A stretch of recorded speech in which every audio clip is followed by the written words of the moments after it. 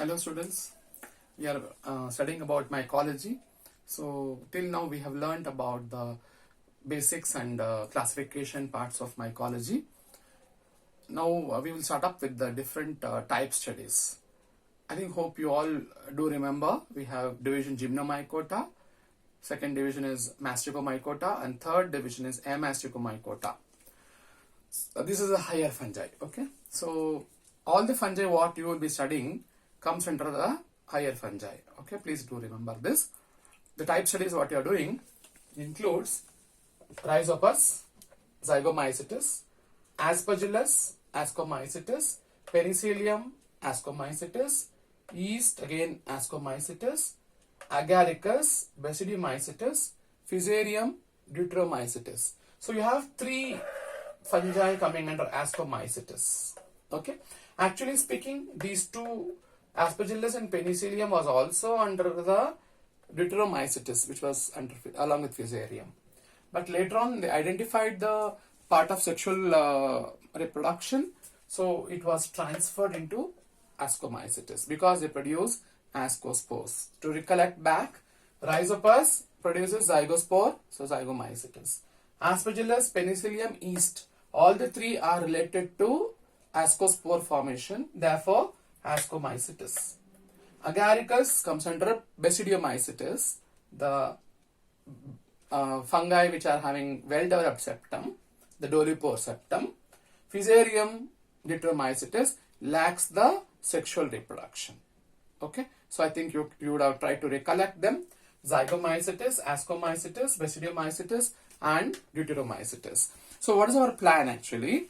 We will be learning two organisms in one class. Okay, so I think with 3 sessions we will be able to complete the mycology portions. Okay, so shall we go with the first one, the Rhizopus, which is the fungus coming under Zygomycetes. I'll be telling you the pattern of representing. Actually, almost you have learnt 50%. I can say 65 to 70% you have learnt about the basics now. It's only going to be organized in a proper way. I will be telling you how to write the answer. Let us say in all these, there will be one question of 10 marks. Any one of them is a compulsory question. Like what? Explain the mycelium, habitat, reproduction in Rhizopus. That's the way it will be asked. For example, explain the structure of Penicillium and its method of reproduction. Of course, you should write about 1 point on significance. It's always there. Okay, so shall we go with the first one, Rhizopus? Okay, so as usual, I have made some pictures, charts, which will be more easier for you to understand. Okay, shall we go into them then? So here is the type study of Rhizopus. First, write habitat. Habitat you can write with your own general knowledge. They present in soil, air, water. They're saprophytic. They show biodegradation. Anywhere biodegradation, spoilage of the fruits and vegetables. Okay, you can find this has a very cottony growth. I think in the lab you would have studied it. It shows a cottony, brownish cottony growth with small black heads.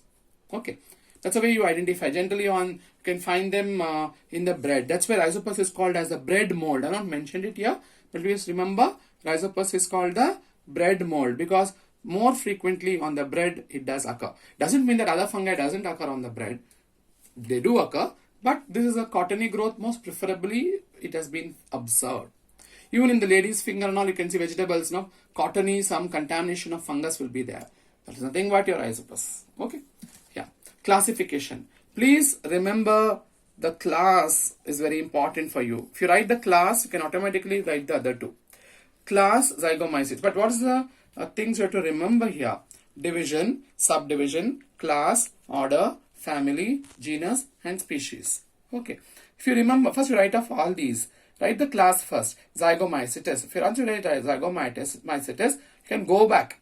Subdivision, Zygomycotina. Division is Amasticomycota. So all your fungi, what are studying is Amasticomycota. Okay. In your second BSc, second semesters. But in higher classes, you will study more fungi. That's a different aspect. But here, for you to remember, it's easy. Amasticomycota. Subdivision Zygomycotina, class Zygomycetes, order Mucorales, family Mucoraceae, genus Rhizopus, of course I mentioned here, bread mold, species Rhizopus stolonifer, Rhizopus sexualis.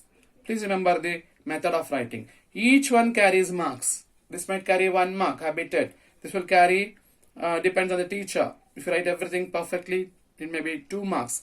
Depends on the question also how they are asking. Okay. But please remember the classification. It's useful even for your labs, practicals. They'll give for identification. They'll keep a fungus for identification. It can be Rhizopus then. Then pick up this order of writing. Okay. Yeah. Going for the next step, that is about the mycelium. So here what you are seeing, mycelium is cenocytic. Already you know about this. I'm just giving you the terms repeated now. That's all. Multinucleated, cylindrical, branched, non-septate. Okay, multinucleated. It's called cenocytic. Coming to the reproduction. Asexual reproduction is by formation of spores. Already you learnt about it. I'm just refreshing them now. Imagine there's a spore dispersed in the air. It falls on the bread or any food substratum. Then it will become germinated and becomes a mycelium. Okay, this will again develop rhizoids like structure, helping in anchoraging and as well as absorption of nutrients. Stolon is the one which goes parallelly on the substratum. Then comes the aerial mycelium. See, if you see here, this aerial mycelium is actually going to become a sporangiophore in future. And all the nuclei start migrating into these sporangiophores. And vesicular structure, which is called sporangium, is also developed. So what do you see here? Many sporangiophores develop. In mucor, you will find only single sporangiophore developing. But in Rhizopus, you will find many sporangiophores at the same point developing. Remember, they are cenocytic. Okay, no? And I've just highlighted one of the sporangium here. Okay, so this sporangium will have a multinucleated cytoplasm. Okay, there is going to be a columella developed, a vacuolated region, and the cytoplasm is cleaved. Cytoplasmic cleavage has occurred. Each cleave has become a spore. Therefore, they are having spores, so this is called as a spore sac. Okay, so as the columella expands, it creates pressure on the spore sac. Spore sac will rupture, all the spores are released, and the spores again fall on a suitable substratum and again develop a mycelium. The story will continue. This is the asexual reproduction of Rhizopus. Okay, I think you are clear. Please remember stolon, rhizoids, mycelium, sporangiophore, sporangium, cytoplasmic cleavage, columella, spore sac, release of spores. Coming to the sexual reproduction in Rhizopus. Okay, the same slide what you've seen earlier. So you have a mycelium with a cenocytic mycelium developing the sporangiophore. Same thing I've just tried to show. Already I've shown you this slide. Just to recollect, go back and see. Same thing is observed in the asexual reproduction. That I've told you in the steps. Similar thing already I've seen in the classification. Okay. Coming to the sexual reproduction in Rhizopus. It's by gametangial copulation. So what do you see here? There's no specific any sex organ developed. You have two mycelia which are genetically different. Okay. They will protrude. That is called as progametangium. So many nuclei will be there here. Okay. This is called gametangial proper. Okay. So this one I already told you, and now I've elaborated it. This is in the classification part, you have learnt it. Plasmogamy, karyogamy, zygospore formation. Now let me go in detail of this. Leave this. This is only in the classification part. I had shown you this. Okay. So here we'll understand it in a better way. So this is your two different strains, plus strain and minus strain. Pink color is plus strain, green is a minus strain. Okay. So let's understand like that. So they come in contact. There's a progametangium formation. Many nuclei will be present. Later on, it will differentiate. Only one nucleus will be present in the structure. This is called as gametangial proper, with a stalk also present here, or a suspensor. This will hold this one. Okay. Then you can find, as they come closer, you can find plasmogamy. That means the cytoplasm will fuse. Okay. The progametangium became a gametangial proper, which is having single nucleus here. That is important. Here it was different. Multinucleated, now it became single nucleus. And here also same thing. So you have a pore developing, plasmogamy will be seen, followed by karyogamy. So both the nuclei will fuse. That's called karyogamy. So a diploid nucleus was formed. This will differentiate into a zygospore. What is the character of a zygospore?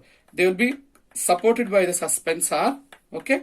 And you find a warty, thick exine, which is seen here, and a thin intine, smooth intine inside layer. Inside that is the diploid nucleus. This will be fallen onto the soil or anywhere, and the food substratum anywhere. When favorable conditions come, they again help in germination. So here you are seeing that there's a germination occurred. Before that it's not seen, it just lies somewhere which is very resistant to the conditions, adverse conditions. When favorable conditions come, they germinate. This you can see this diploid nucleus which is there by meiotic division gave 4, and then by mitotic division produced 8, and the process continues to form many nuclei. And this is what is the cynocytic nucleus, cynocytic mycelium, which is going to be developed from the rhizopus. And this, of course, this can go for asexual reproduction to produce the spores, or it can go back to the mechanism of sexual reproduction by this method. Okay, I think you are clear. Please remember progametangium, gametangial proper, suspensor, which holds this, then the plasmagamy, karyogamy, zygospore structure. They can ask 2 marks. Zygospore, to explain how it is formed, what is the characteristics. Then from germination here, and then again a cynocytic mycelium being formed. This can enter into, means it can show either asexual, sexual reproduction, anything of that sort.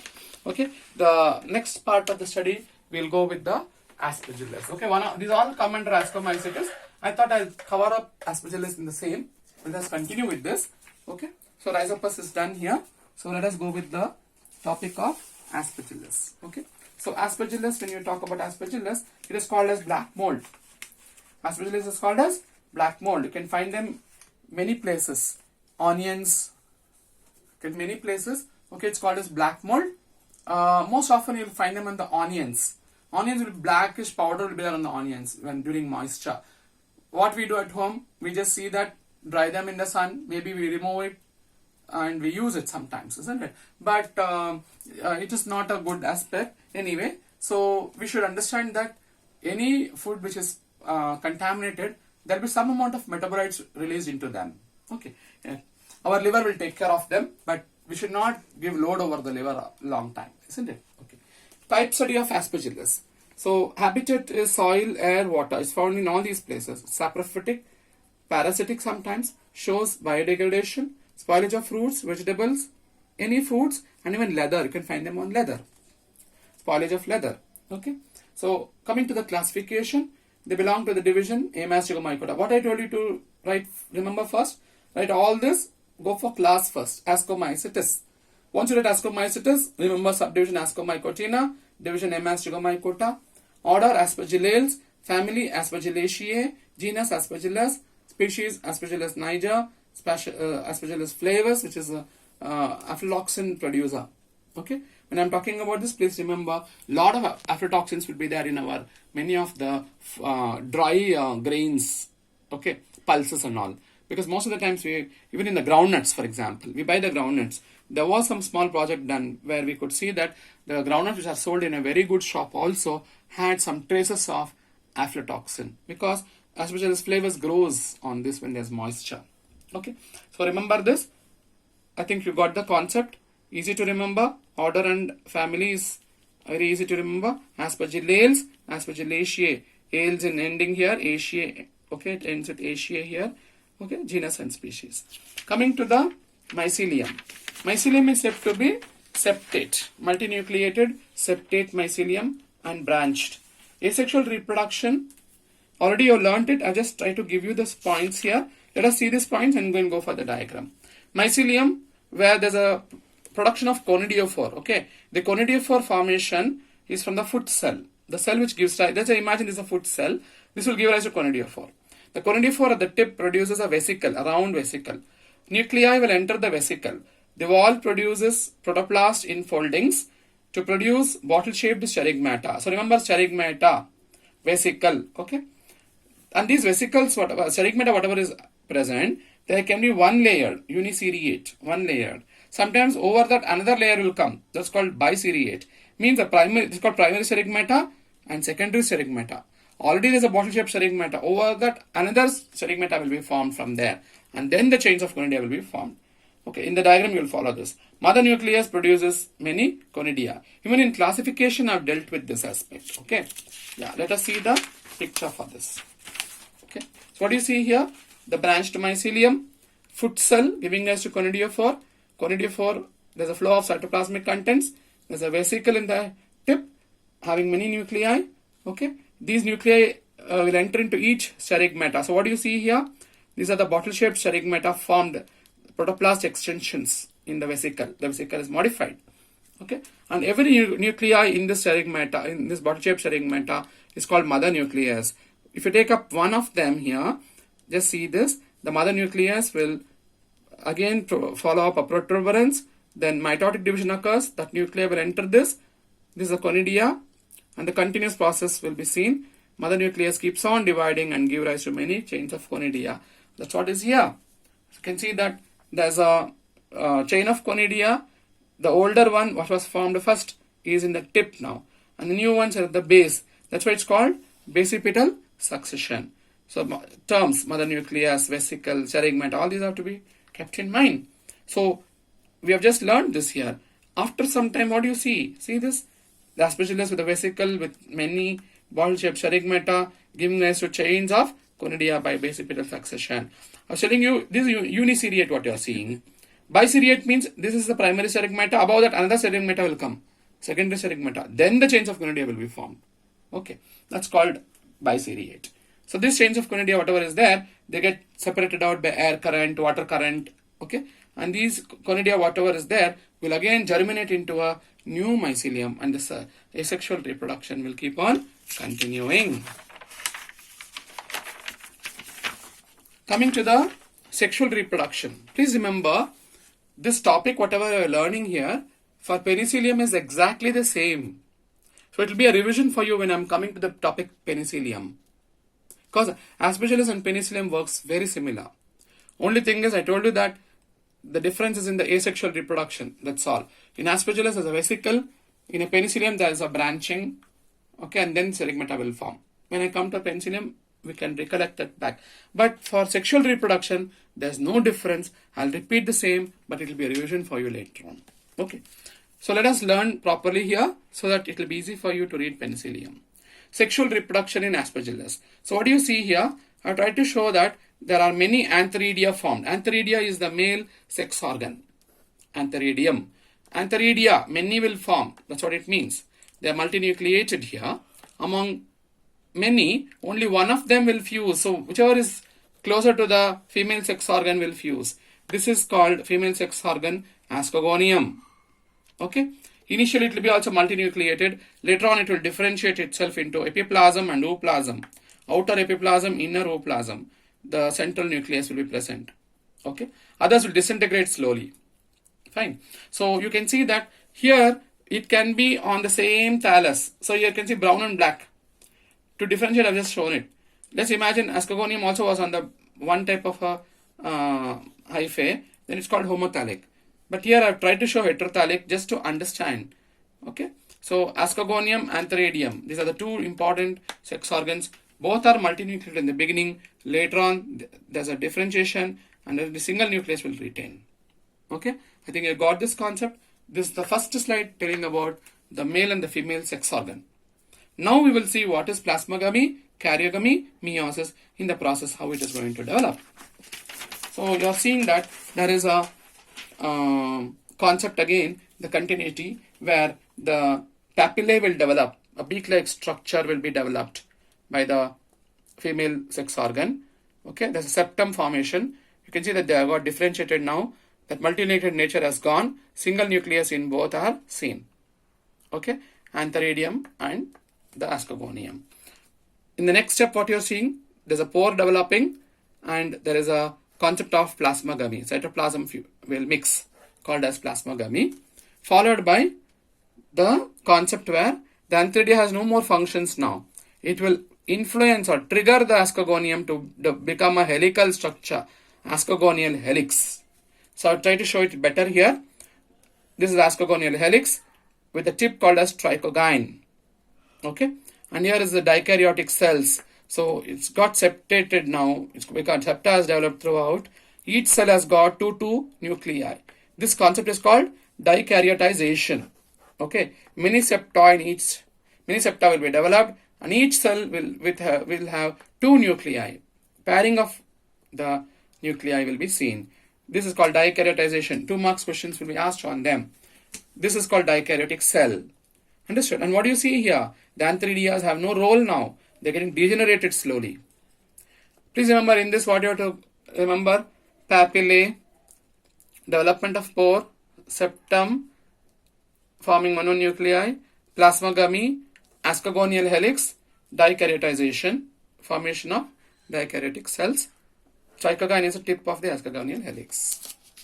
Okay, and this is the next picture, which tells about how the ascospores will develop. Whatever you saw ascogonial helix, that is what is this. I have shown that this ascogonial helix, which is having dikaryotic cells, 2 nuclei which are present, will fuse, okay, become diploid to N. By meiosis, 1 nuclei became 4. That is what you find in every cell, 4 nuclei will be there. Okay, and each of this again will divide by mitotically, so that 4 becomes, doubling will become 8. Please remember, reduction division. Diploid nucleus, 4 nuclei, haploid. Again they will divide mitotic, 4 became 8. So every cell will have 8 haploid nuclei. Afterwards, they will all round off. They will cut off, like they won't remain as a helix, what you saw first.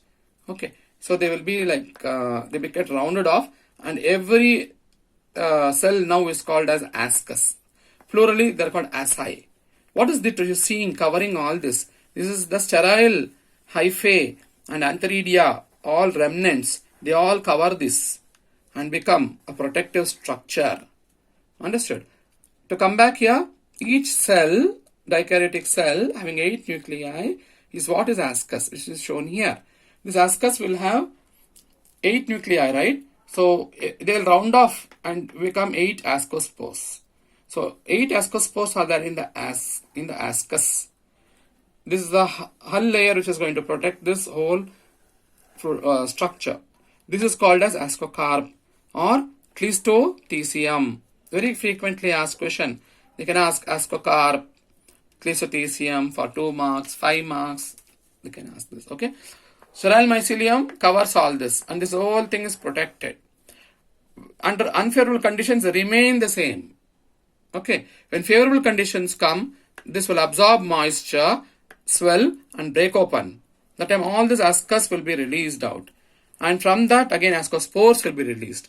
Each spore, what you are seeing, will again germinate into a new mycelium. That means if 8 ascospores are there in this, in one ascus, 8 new mycelium will form, just to make you understand. Got it? Okay. So that is how there is a during sexual reproduction, you are in